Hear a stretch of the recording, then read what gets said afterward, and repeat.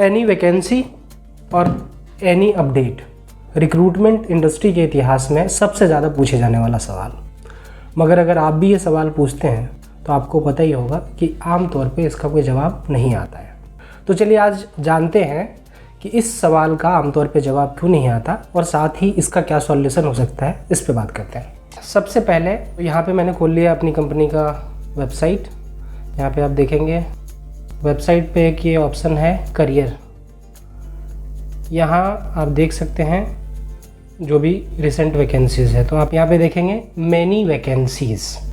सबसे पहला जवाब तो ये है कि बहुत सारी वैकेंसी होती हैं। दूसरा, हम एक एग्ज़ाम्पल के तौर पे कुछ जेडी आपके सामने मैं खोल लेता हूँ। मैंने एक खोल लिया,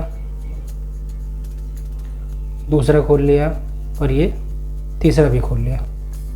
अब ये है BIM मैनेजर, ये है स्ट्रक्चरल हेड और ये है सीनियर आर्किटेक्ट। तो अब आप कहेंगे कि मुझे तो अकाउंट में वैकेंसी चाहिए था, मुझे सेल्स में चाहिए था या डिजिटल मार्केटिंग में चाहिए था। तो इसलिए एक्चुअल में ये सवाल ही हो जाता है इनवैलिड। एक एग्जांपल के तौर पे इसको और अच्छे से समझते हैं। कंपनी का वेबसाइट आपके सामने खुला है। मान लेते हैं एक रिक्रूटर है यहाँ पे जिसका नाम है XYZ।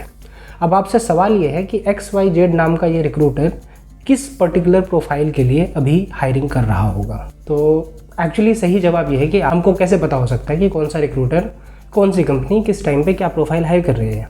ठीक उसी तरीके से रिक्रूटर को कभी कैसे पता होगा कि जिसने पूछा है एनी वैकेंसी उसका क्या प्रोफाइल है या एनी अपडेट उसका क्या प्रोफाइल है। तो अगर आप अब इस सिचुएशन को समझ गए हैं तो अब जब आप अगली बार किसी कंपनी या रिक्रूटर को मैसेज करें एनी वैकेंसी या एनी अपडेट, बजाय उसके आप ये लिख दें कि any vacancy in this profile, in this location, this years of experience या बजट।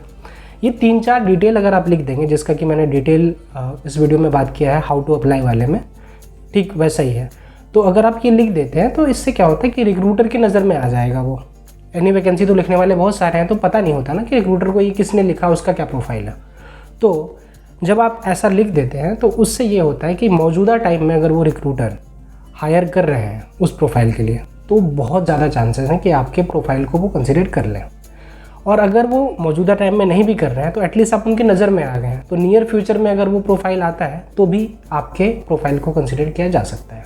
तो ये कुछ छोटे मोटे प्रॉब्लम एज ए कंपनी हमने एड्रेस करी है और इसका कुछ सॉल्यूशन देने की कोशिश करी है। मगर हमको ये लगता है कि एज ए कैंडिडेट आपके साथ और भी कई तरह की प्रॉब्लम्स होती होंगी, चाहे वो जॉब सर्च में हो या करियर रिलेटेड हो।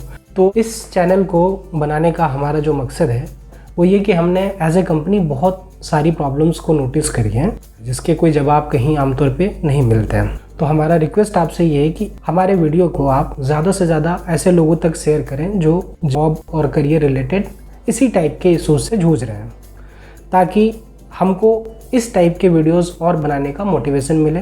साथ ही आप इस वीडियो को अपने उन करीबियों के साथ शेयर कर सकते हैं और उनकी थोड़ी हेल्प कर सकते हैं जो ये लिखते हैं एनी वैकेंसी।